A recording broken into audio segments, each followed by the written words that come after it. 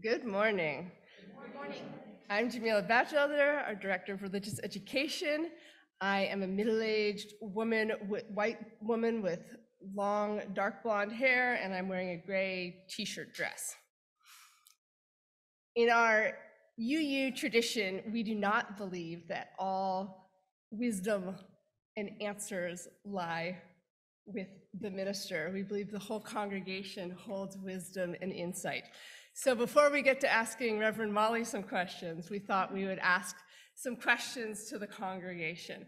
So I will read a question and these are multiple choice. I will read all of our choices and then I will read them again and invite you to vote. If you are here in person, you can vote by raising your hand. And if you're online, you can enter your answer into the chat and we'll see what collectively we view to be the right answer. Okay. Our first question. Which being or entity has the most spiritual wisdom to offer us?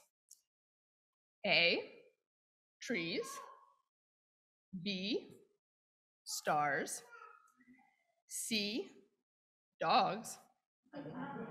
D, rivers. All right, so who wants to vote for A, trees? And B, stars. And C, dogs. And D, rivers. Well, I think we are pretty close to evenly split. I think trees won in person. What do we have online? The dogs have it. I think the dog, that tips it over, the dogs win. All right, what is the best? The best UU hymn. A, peace like a river. B, spirit of life. C, come, come, whoever you are. D, this is my song. Or E, blue boat home. Okay, think about your answer here. A, peace like a river. B, spirit of life. Solid. C, come, come, whoever you are. Also solid. D, this is my song. Or E, blue boat home. Ooh. I think we have a tie between spirit of life, come, come, whoever you are, and this is my song. What do we have online? No clear answer online. Or blue boat home. So I think spirit of life took it. So our classic UU hymn.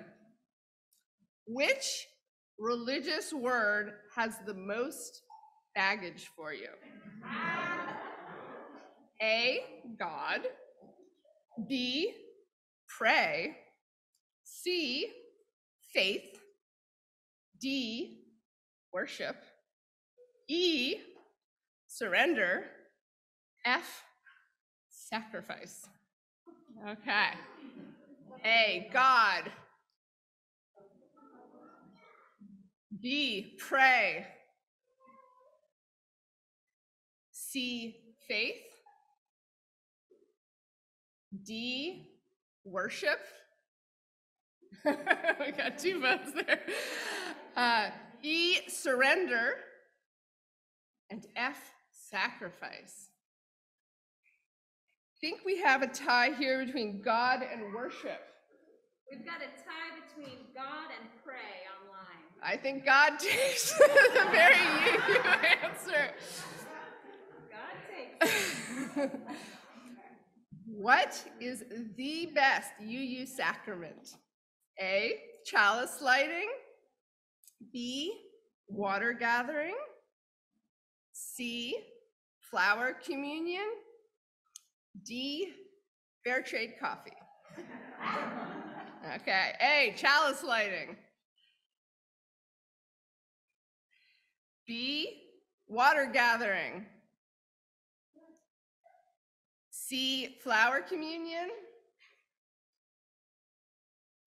And D, fair trade coffee. It was close, but I think flower communion took it in person. Online chalice lighting is the clear winner. Then I think that puts chalice lighting in the lead because there was a lot of chalice lightings here. What spiritual practice feeds you the most? Feeds your soul the most, nourishes you? Meditation, A. B, being in nature. C, singing. D, prayer. Or E, art. So A, meditation. B, being in nature. C, singing. I have to check Violet here. D, prayer. And E, art. I was thinking Melissa would get a vote on that one. I think we had a clear winner in person for being in nature. Also clear winner online. All right. Who is the best candidate for UU patron saint in the only non-UU category? A, Mary Oliver, the poet. B, Mr. Fred Rogers. C, Ruth Bader Ginsburg. Or D, Harriet Tubman. All right, so A, Mary Oliver. B, Mr. Rogers. C, Ruth Bader Ginsburg. And D, Harriet Tubman. I think we clearly had a Mr. Rogers win in person. Same online. Presbyterian minister, by the way. We love him. Which is your favorite deity?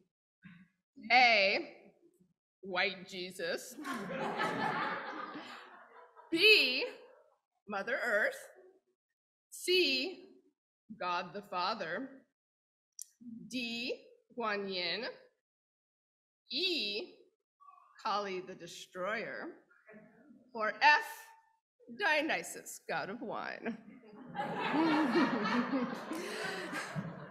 All right, A, do we have any white Jesus in the house?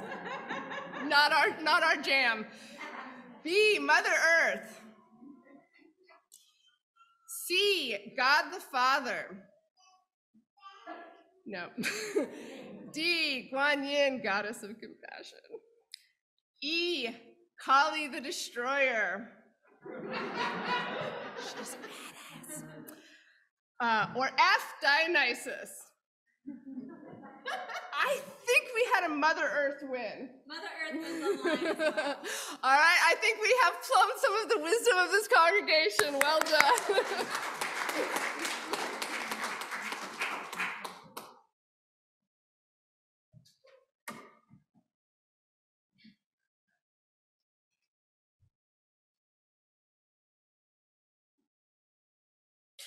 Good morning.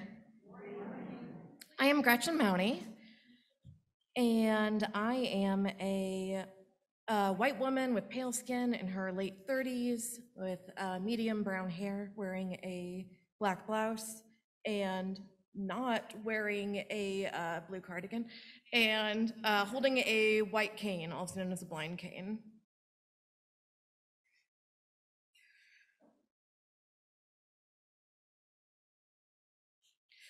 And I'm here. We now light our chalice, the symbol of our faith in the community that holds us, and the bright flame of the human spirit that unites us. Will you please join me now in our weekly words of affirmation printed in your order of service? Love is the spirit of this church, and service is its law. This is our great covenant, to dwell together in peace, to seek the truth in love, and to help one another.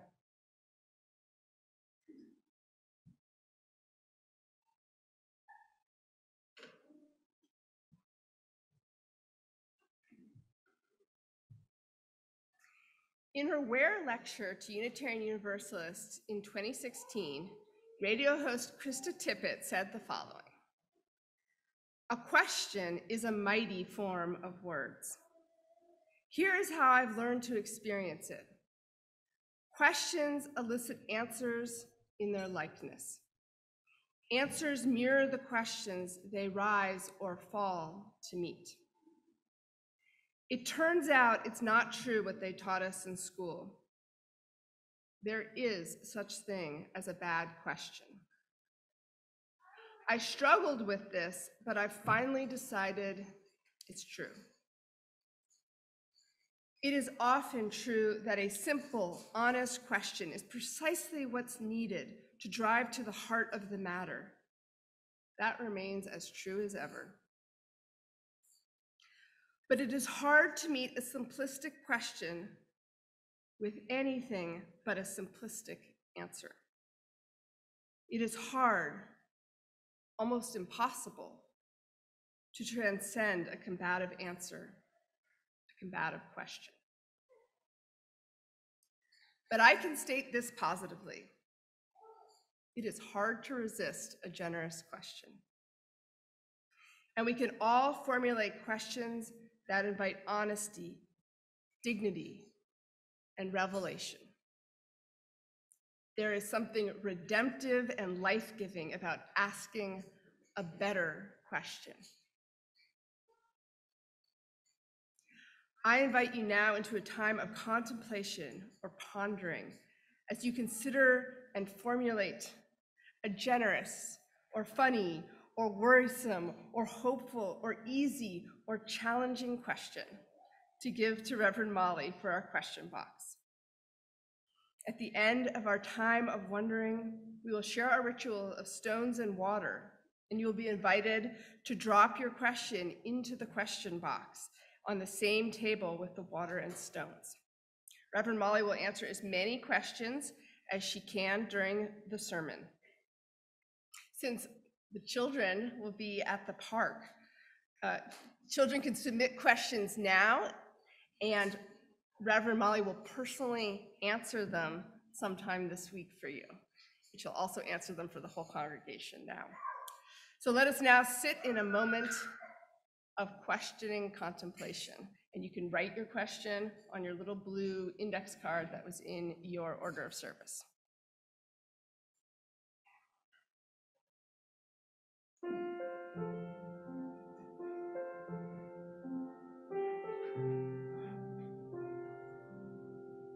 Well, I'm not going to make it through all of these, but I'm going to find a way to engage with all of them. These often provide really good preaching fodder over the course of the year, and maybe I can also answer some online in our Facebook group, but we're going to get through at least a few of them today, so thank you for these gifts of questions. I'm going to start with a question from Sydney, 7 years old, who wants to know why I married her mom and dad as their minister. And the answer is that it is a beautiful, joyful privilege as minister to get to accompany people at many of the different transition points in their lives where life moves from one thing to another. And Unitarian Universalists particularly engage these ceremonies as an opportunity to celebrate human life in all of its complexity and glory. And I loved marrying your mom and dad, Sydney, because they wanted to celebrate their love, and that's always a beautiful thing to do. How are my poems coming? Am I still writing poems?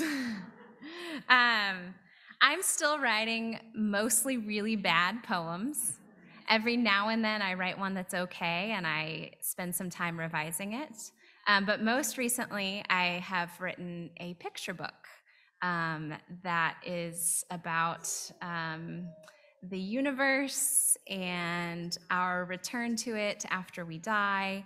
And it's a poem, actually. It's a rhyming poem that I'm hoping will help UU kids growing up in humanist households have a comforting image about all of the ways that the particles that make us up spin in everything forever and ever. Which leads me to our next question: what happens after we die?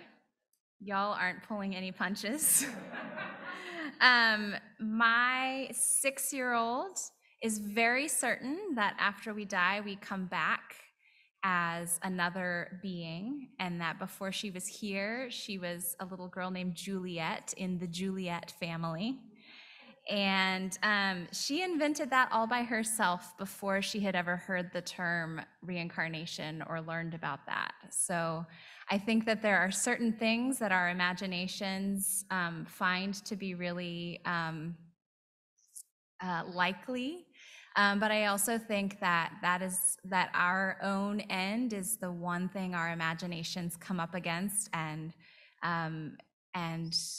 find a impenetrable mystery. And I think that that's a beautiful thing, to come up against that impenetrable mystery and be with it. What I told my children when they asked me this question is that before we were born, we were part of everything.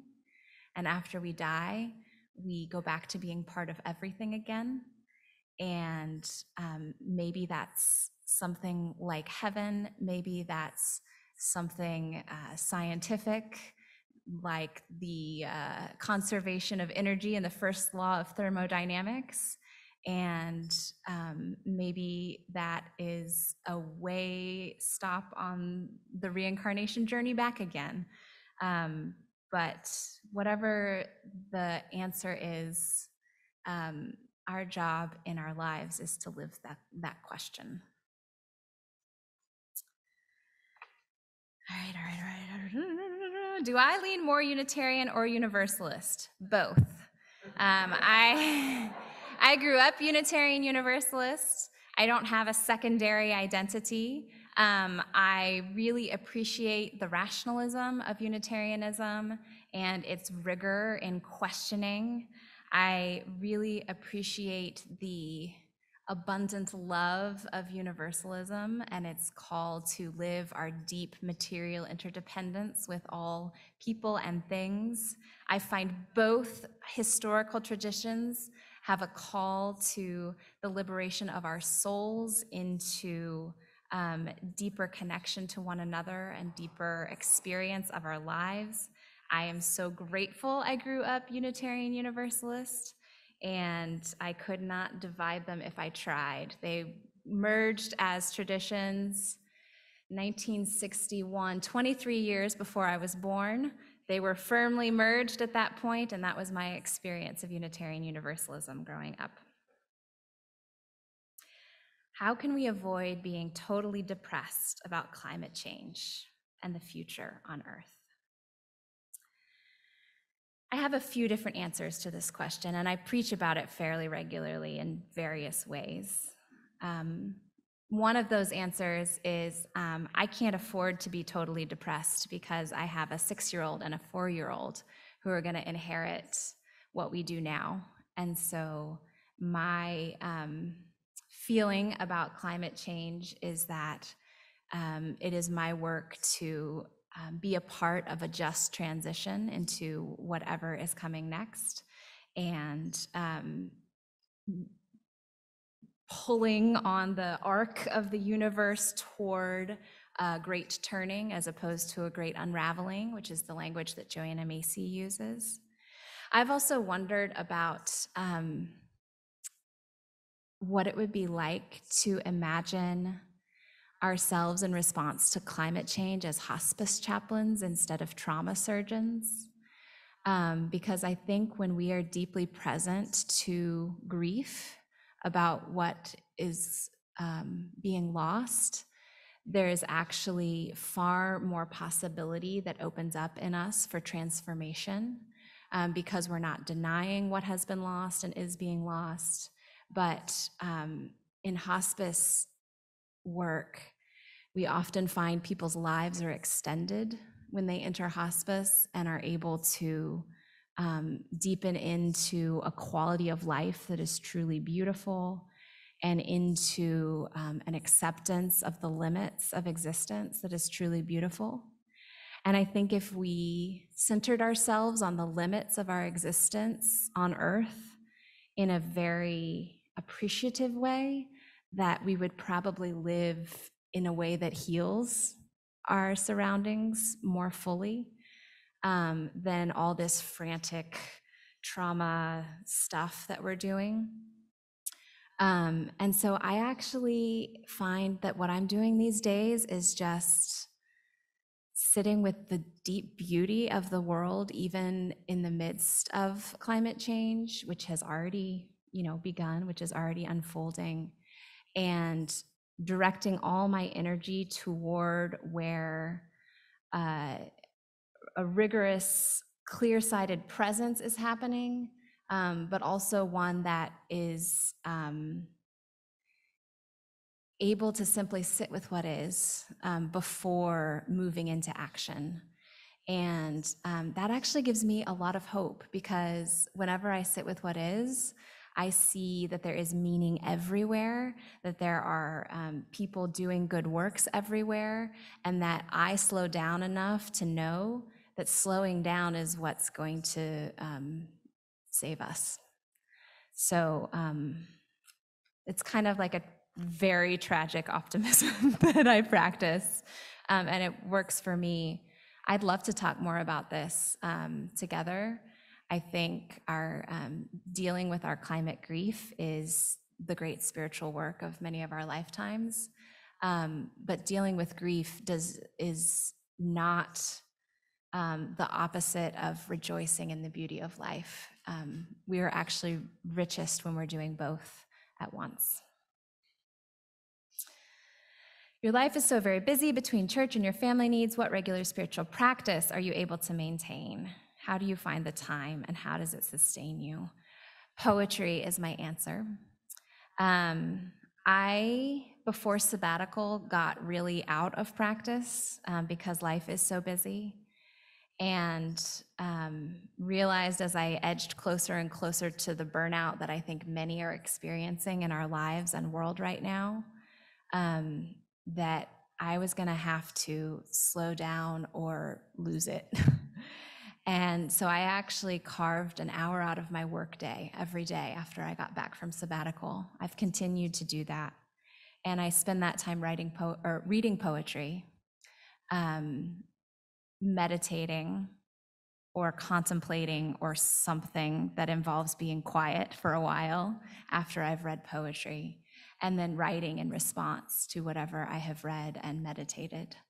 And spending an hour doing that opens my day so much more than when I was frantically trying to get stuff done during that hour, that I find I have far more spaciousness in my life now because of the way that I carve out that hour.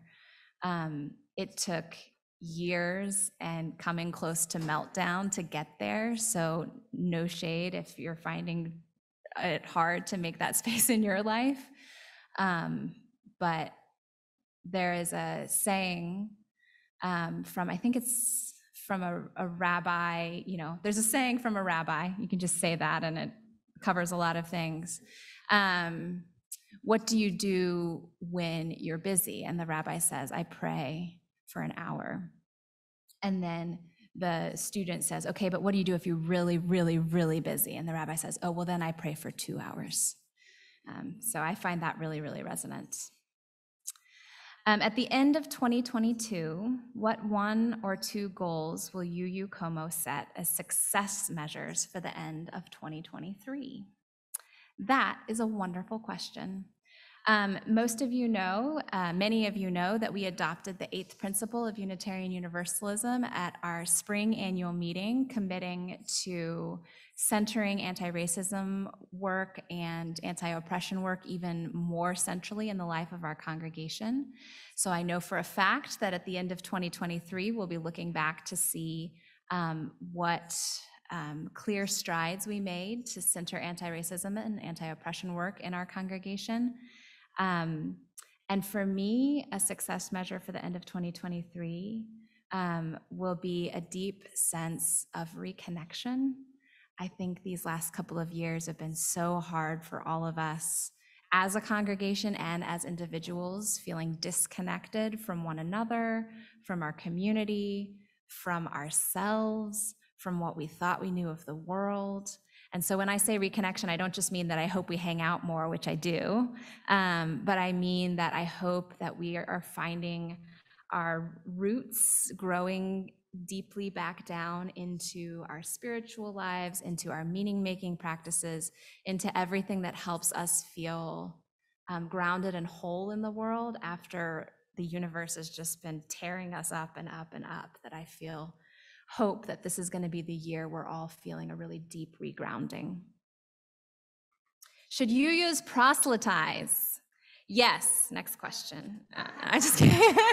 That's probably confusing for some of you who might be visitors. Unitarian Universalists are probably the opposite of an evangelical tradition. We tend to be really, really uncomfortable with telling the world about us because many of us have come here from feeling injured or harmed by more evangelical traditions, and particularly by evangelical Christian traditions. So if proselytize means that we are going to pressure people to be one way or the other, then absolutely no, we should not proselytize.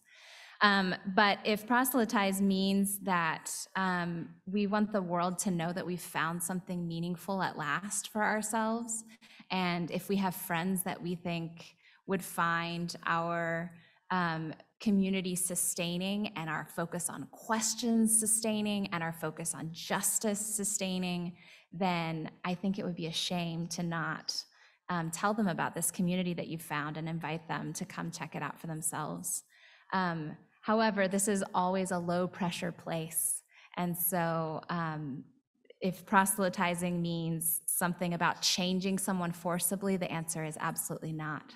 We believe that change happens organically and beautifully, and we don't need to do anything other than be together for that transformation to happen. I have run out of time, and I'm really sad because there are many beautiful questions remaining, and I did not do justice to the ones that I even tried to answer.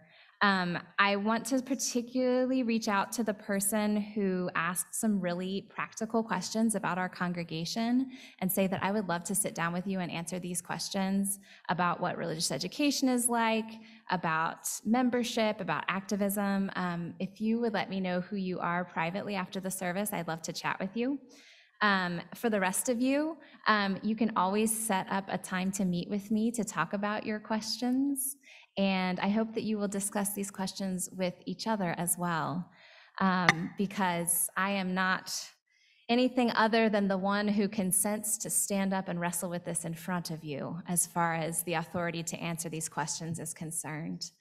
And after all these attempts at answering, what I really want to end with is just some questions that shouldn't be answered and can't be answered, but can guide us in our lives. And so I'm going to head back to the back of the room, and I'm going to conclude this question box time with some companion questions for us to carry with us from this time and space together. I invite you to carry these questions on your heart and let them shape your lives. That is truly what it is to be a Unitarian Universalist and a spiritual being. Who are your people? How will you do what you need to do in a way that is you? How will you keep your heart soft in the face of so much apparent evil in our world? How will you engage more fully with those you serve in the coming year? Is it better to live in the world as it is or the world as it should be? Who are we praying to? What is the kindest way to be in each situation? Will we ever live up to our full potential? Are we doing enough to help others? Will you be my friend? Is empathy the guiding force of the universe? How can I best embody love today? Is this all there is? Or do we get to go on when we leave our physical bodies? Is there a significant gap between my behavior and the person I say I am? Will I find a spiritual path where I feel safe and loved and like I belong and was born for it? How do I care for myself while listening generously and fully to others? Is it useful to know why things are as they are? Should I keep those whys close or cast them aside and consider something else? And what kindness can I perform today?